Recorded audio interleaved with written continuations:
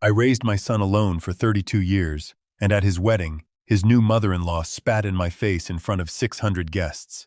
I felt the wet warmth hit my cheek before my mind even registered what had happened. One moment I was easing my way along the edge of the reception tent, trying to get a clear view of my boy standing up there in his rented tuxedo, and the next, a woman I'd met exactly twice was inches from my face. Her lips curled back, and something struck my skin that made the entire tent go quiet.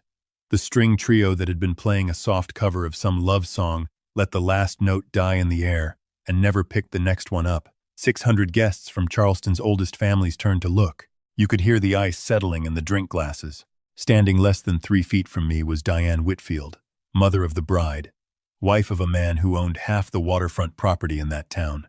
Her face was arranged into something between disgust and triumph. "I told Caroline this would happen," she said, loud enough for the back row to hear. "You couldn't even rent a decent suit for your own son's wedding. Get away from this tent before you embarrass him any further." The whispering started immediately, that particular hiss of a crowd that's decided who the villain is before anyone's explained anything. I could feel their eyes crawling over my off-the-rack jacket, my scuffed dress shoes, my hands, which 40 years of engine grease had never quite let go of. I didn't wipe my face. Not yet. I stood there, an old man who by every visible measure did not belong in that tent, and I looked back at Diane Whitfield the way I'd once looked at men across a boardroom table who thought they'd already won. "My name is Walter Hastings Boone. I'm 68 years old, and this is the story of how my son's wedding day cracked open a scheme so cold, so calculated, that by the time I understood what I was looking at, my own child had already stopped believing me. Before I go further, tell me in the comments where you're watching this from tonight. And if you've ever had someone underestimate exactly who you are, hit that like button, because you're going to want to see how this ends." I stood there and let the silence stretch, because while Diane Whitfield thought she'd just humiliated a broke old mechanic in front of Charleston society, she had no idea that 3 months earlier, I had personally wired $420,000 to the very event planner standing behind her, funding every orchid, every oyster tower, every note the string trio played. I did it anonymously. I did it because my son Marcus had asked me to. "Dad, please," he'd said to me over coffee back in March, his eyes not quite meeting mine. "Caroline's family, they're particular about appearances. If they think they're the ones giving us this wedding, it just makes everything easier. You know how you are. You'd rather nobody know what you're worth anyway. Just let them think it's coming from them." I never could tell my son no. Not since his mother died when he was 6 years old and it became just the two of us in a 2-bedroom rental above a hardware store in Savannah, me working double shifts at the shipyard trying to keep food on the table and keep him in a school that didn't have metal detectors. I built something out of nothing after that. A single tow truck became a fleet. A fleet became a regional freight company. That freight company became Boone Maritime Logistics. And by the time Marcus was 25, I was worth more than every family in that reception tent combined. And not one of them knew it, because I'd spent 30 years dressing like the man I used to be, not the man I'd become. So I sat at a folding table near the back, in a jacket that cost $80, and let the Whitfields believe they were doing my son a favor by letting him marry into their name. I waited for Marcus to come to me, to say something, anything. He didn't. He was standing near his new wife, and when his eyes found mine across that silent tent, he didn't move. Caroline, my new daughter-in-law, had her hand pressed over her mouth, but she didn't step forward either. My son's new father-in-law, a real estate developer named Gerald Whitfield, put a hand on Marcus's shoulder like he was steadying him, like I was the disturbance that needed managing. It was Marcus who finally spoke, and when he did, he wasn't speaking to his mother-in-law. He crossed the grass toward me, took my arm, and in a voice pitched only for me, said, "Dad, please, just go. You're making this worse." I let him walk me to the edge of the tent. The cold Atlantic wind coming off the harbor cut through my cheap jacket instantly, and it was only once we were outside, away from the lights and the string trio starting back up like nothing had happened, that the full weight of it hit me. My son had looked at his father getting humiliated in public, and his first instinct was to remove the father, not confront the woman who'd done it. I told myself it was the stress of the day. I told myself a lot of things that night, standing alone in the parking lot waiting for the valet to bring around my truck, a beat-up 2003 Silverado that had been sitting for 4 hours next to a lot full of leased Range Rovers. The rain started before the truck did. I stood under the valet awning, soaked through, and that's when I noticed Gerald Whitfield walking toward me with the kind of urgency that didn't match the calm expression on his face. "Walter," he said, extending a hand I didn't take. "I am so sorry about that. Diane's been dealing with some health issues, some medication her doctors had her on. It affects her filter, her judgment. She's mortified, truly. She'd never normally behave that way." It was a smooth story, a convenient one. It gave Diane an excuse, and it gave everyone else permission to move on. I said nothing, and Gerald mistook my silence for acceptance. "Look," he continued, lowering his voice, "the hotel we booked for you downtown, there's been a mix-up with the reservation. Some kind of double booking on their end. We've moved your things to a place out past the airport. It's clean. It's fine. Just simpler for tonight. Marcus asked me to let you know." Something cold moved through my chest that had nothing to do with the rain. "Marcus asked you," I repeated. "He's got enough on his plate tonight, Walter. Let the kids have their night. I'll make sure everything's smoothed over by morning."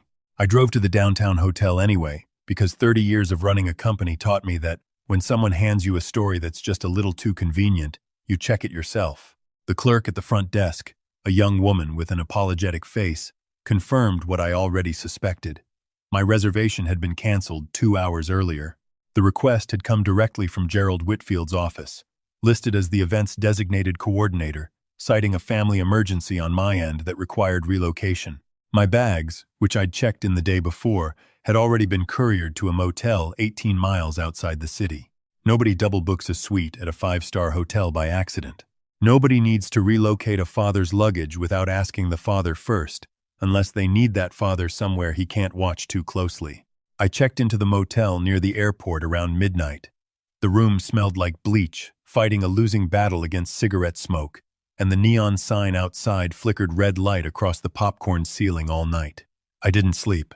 I sat on the edge of that lumpy bed running back through 6 months of small moments I'd let slide because I didn't want to be the paranoid old man who couldn't be happy for his son. Caroline had convinced Marcus to leave his job at the architecture firm 2 months after they got engaged, telling him her father could set him up with something better once the wedding was done, something that matched his new position.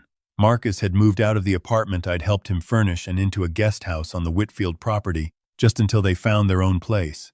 His calls to me had gotten shorter, and every opinion in them had started sounding suspiciously like Gerald's. And then I remembered the folder.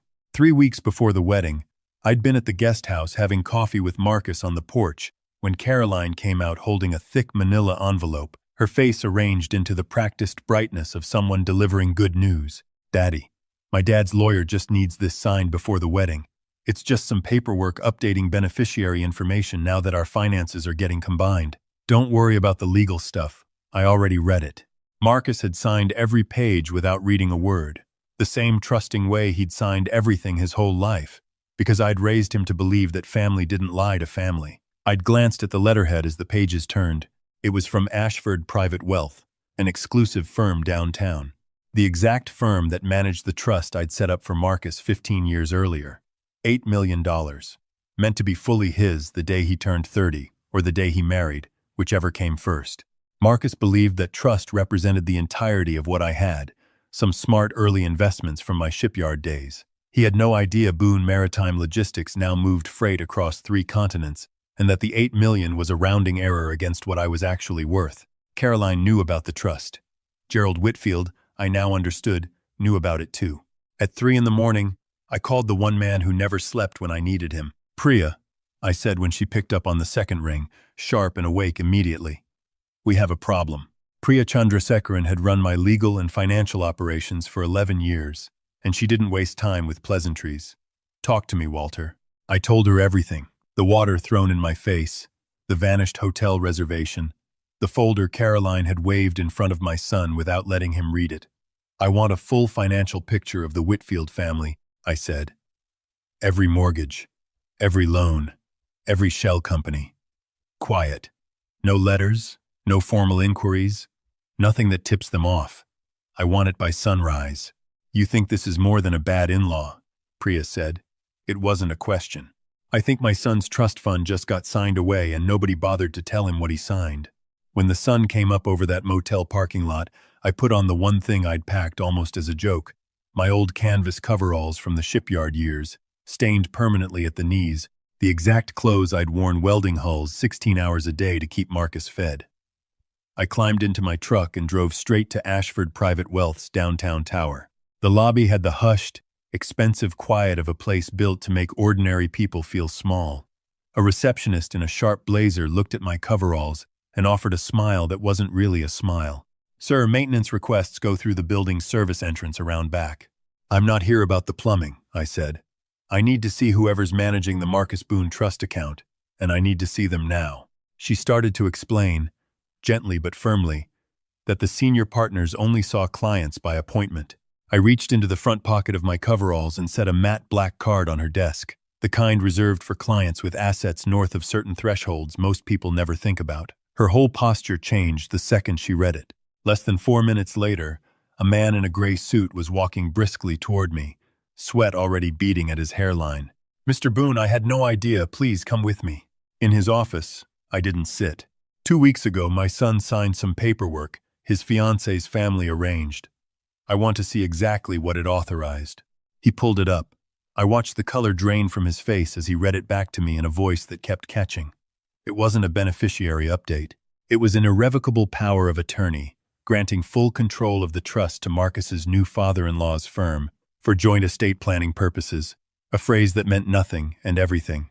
"Tell me nothing's moved yet," I said. His hands shook over the keyboard. A wire transfer for the full $8 million was scheduled to clear at 10 that morning, routing to an account in the Cayman Islands. It was 9:41. "Freeze it," I said. "Now." He hesitated, muttering about liability, about Gerald Whitfield's firm suing the bank. I leaned over his desk. "I am the man who set up that trust.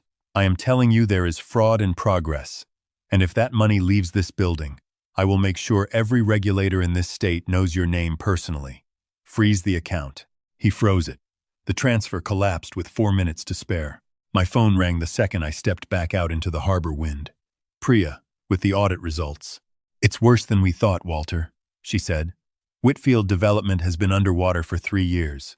The waterfront properties everyone thinks Gerald owns free and clear are mortgaged to the ceiling.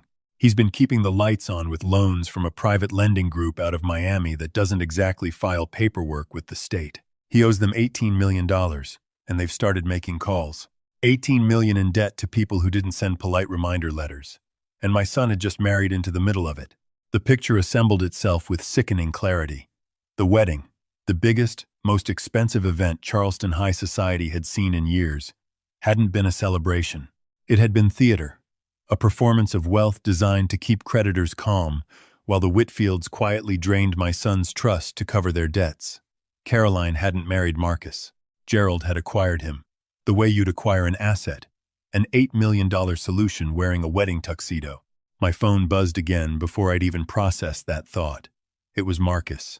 For one hopeful second, I thought he'd found out the truth and was calling for help. "Dad," he said, and his voice was shaking, but not with fear, with fury. "What did you do?" "The Whitfields just called Caroline in tears." "You froze our accounts? On our honeymoon week? Are you out of your mind?" Gerald had gotten to him first. Of course he had. "Marcus, listen to me. That folder Caroline had you sign—" "Don't," he cut me off. "Don't you dare try to make this about Caroline's family being predators. Gerald has been nothing but generous to us. He's setting up a joint investment account so we can buy a house, and you swoop in like some kind of paranoid old man and freeze it because you can't stand that I have a family now that isn't just you. Marcus, I need you to trust me." "Trust you?" His laugh had an edge I'd never heard from him. "You've spent my whole life keeping secrets from me, Dad. God knows what else you're not telling me. Unfreeze the account. If you don't, I don't know what that means for us. I mean it." He hung up before I could answer. I sat in my truck outside that glass tower, gripping the wheel, and let myself feel it for exactly 10 seconds. The specific pain of your own child choosing the story a stranger told him over 30 years of proof. Then I called Priya back. "They want to play games with money," I said. "Fine. Find out exactly who's holding Whitfield's $18 million in debt. We're buying it." Over the next 2 days, Priya and I built a shell, a fictitious private equity fund out of Zurich called Meridian Vantage, complete with a paper trail clean enough to survive a background check. We reached out to Gerald Whitfield through an intermediary expressing sudden, aggressive interest in acquiring his waterfront holdings, dangling a number specifically calculated to be just enough to clear his underground debt and leave him breathing room. $22 million. He responded within 3 hours, bypassing his own lawyers entirely. Desperate men don't ask questions about lifeboats. We arranged a meeting at a private suite at the Vendu, a boutique hotel on the harbor, Friday afternoon. I didn't go in. Priya went in my place, in a sharp charcoal suit that radiated exactly the kind of cold European money Gerald was hoping to save his family with. I sat in a surveillance van 2 blocks away, listening through a hidden microphone sewn into her briefcase lining. Gerald walked in confident. Within 20 minutes, drunk on the relief of a lifeline he thought had appeared out of nowhere, he started bragging about the wedding being a strategic performance, about Diane spitting in my face as a necessary message to send, so I wouldn't come around asking questions. And then, unprompted, about the real plan. The trust was only step 1, I heard him say, his voice thick with self-satisfaction. Once the 8 million clears, we consolidate everything into joint accounts. My daughter's already talking to a specialist about Marcus's anxiety. Nothing dramatic, just enough documentation that if things go sideways later, we've got grounds to manage his affairs directly. His father's an old mechanic living off diesel fumes. He's not going to out-lawyer us. I sat in that van with my jaw clenched so tight it ached. This wasn't just theft. It was a long con to eventually declare my son mentally unfit and seize control of everything he had, built patiently over months, dressed up as love. Then Gerald's phone rang. He stepped onto the balcony, thinking he was alone. I turned the receiver up to its limit and heard a woman's voice on the other end, sharp, impatient. Gerald's tone shifted immediately into something private, something rehearsed. Renata, I told you not to call during the day. I know Sophia misses me. Tell her daddy's almost done here. Just a few more weeks. A daughter. A second family, hidden entirely from Diane, entirely from Caroline, entirely from the world that thought the Whitfields were Charleston royalty. Once this Zurich money clears, he continued, voice dropping lower, I'm done playing house here. Diane can keep the name and the mortgage. I'm taking my share, and I'm coming to you and Sophia. We'll finally be a real family. I sat back in that van in absolute silence. Not rage anymore. Something colder and more precise than rage. Gerald Whitfield wasn't just draining my son's trust to cover a debt. He was planning to strip everything he could from both families and vanish, leaving Diane exposed to the debt, leaving Caroline and Marcus as collateral damage, and leaving a second, secret daughter as his actual escape plan. I gave Priya the signal. Buy the debt. All of it. Within 48 hours, working with federal financial crimes contacts Priya had cultivated over a decade of legitimate business, we acquired Gerald Whitfield's $18 million in underground debt for cents on the dollar, in exchange for handing federal investigators a ledger of the lending group's other illegal activity. By sunrise Saturday, I held every mortgage on the Whitfield waterfront properties. I owned the paper on the cars in his driveway. I was his only remaining creditor, and he had no idea. That same Saturday, an invitation arrived at my house. Thick cream cardstock, gold script.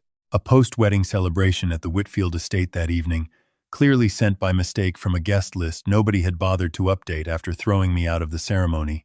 I folded it into my coverall pocket and smiled for the first time in 3 days. That evening I parked my truck in the shadows past the estate's gate and watched through binoculars as Charleston's finest arrived in evening wear to toast a family that owed me their entire fortune. Through the windows I found Marcus, thinner than I remembered, standing beside Caroline near a raised platform where Gerald was mid-speech about family and legacy. I found my son's face and it looked hollow, exhausted, medicated in a way that made my blood run cold. I stepped out of the truck. I wasn't wearing coveralls this time. I'd changed into the navy suit I wore to board meetings, the one that had never once appeared in front of anyone in that town. Priya arrived with 2 federal agents from the Financial Crimes Division, the price of the ledger we'd handed over 2 days earlier. We walked up that cobblestone drive together, and when the private security at the door tried to stop us, the agents unzipped their jackets just enough to show badges, and the guards stepped aside without a word. I didn't knock. I put my shoulder into the heavy front door and let it swing open hard enough to silence the string quartet mid-note. Every head in that ballroom turned. Gerald froze at the podium, champagne glass halfway to his lips, and for one long second I watched pure confusion curdle into fury on his face. "You have some nerve showing up here," he said, starting down off the platform toward me. "Get him out of my house." I reached out, lifted a glass of ice water off a passing waiter's tray, and poured it slowly, deliberately, onto the toes of his $800 shoes. The gasp that went through that room was audible. Gerald stood frozen, staring down at his ruined shoes, and for the first time in 3 days, I felt something in my chest unclench. "The water was cold on my face on Tuesday too, Gerald," I said. "Funny how that feels different when it's not going your way." Diane pushed through the crowd, opened her mouth to scream at me, and I simply held up my phone and pressed play. Gerald's voice filled that ballroom, boasting about the wedding as theater, about Diane's spit as sending a message, about grounds to have Marcus declared unfit, about Renata, about Sophia, about being done playing house. Diane went white. Caroline sat down hard in the nearest chair like her legs had given out. And Marcus, my son, who 3 days earlier had told me he didn't know what to believe, stood in the middle of that ballroom hearing his father-in-law describe him as a mental incompetency case, to be managed rather than a person to be loved. Gerald lunged for Caroline, tried to pull her toward a side door, some last desperate instinct to control the room, and I simply raised my hand. The two agents stepped forward without a word. "I'm the sole creditor on every property you own, Gerald," I said, loud enough to reach the back tables. "The company holding your $18 million in debt is mine. You don't own this house. You don't own the cars in your driveway. You own nothing, and it's about to get considerably worse." The agents read him his rights, as the entire ballroom watched Charleston's golden family disintegrate in real time. Guests began quietly slipping toward the exits, abandoning half-full glasses on every surface, desperate not to be seen anywhere near what remained. Diane didn't get arrested that night, not for the debt, but I watched her realize in real time that every friend in that room now knew exactly what kind of house she'd built her name on, and I watched the calculation in her eyes, understanding she had nothing left to threaten me with. Marcus crossed that ballroom toward me on legs that didn't look steady. He didn't say anything at first. He just wrapped his arms around me the way he used to when he was small enough to still believe I could fix anything, and I felt him shaking. "Dad," he said finally into my shoulder, "I'm so sorry. I should have believed you." "You believed the people who were supposed to love you," I told him. "That's not a failure, son. That's just what happens when good people trust the wrong family." 3 months later, the Whitfield estate sold at auction, and I donated every dollar of my share to a legal aid fund that helps families fight financial exploitation by in-laws and predatory guardianship schemes. Gerald is currently awaiting trial on federal wire fraud and conspiracy charges. Diane filed for divorce the week after the gala and, as far as I know, hasn't spoken to a single person from that old social circle since. Marcus moved back into his old apartment for a while. Now he's got a small place near the water, and most Saturdays you'll find him in my garage with me, hands black with grease, learning to rebuild the engine of that same old Silverado that sat in a valet line surrounded by luxury cars the night this all started. He asked me last weekend why I never told him how much I was actually worth all those years. I told him money was never the thing I was trying to protect. It was him. And sometimes the only way to really protect the people you love is to let them see exactly who someone is, even when it costs you everything to wait for that truth to surface on its own. If you've ever had to watch someone you love get fooled by people who didn't deserve them, I want to hear about it in the comments below. And if this story meant something to you tonight, go ahead and hit subscribe, because there are more stories like this one still to come.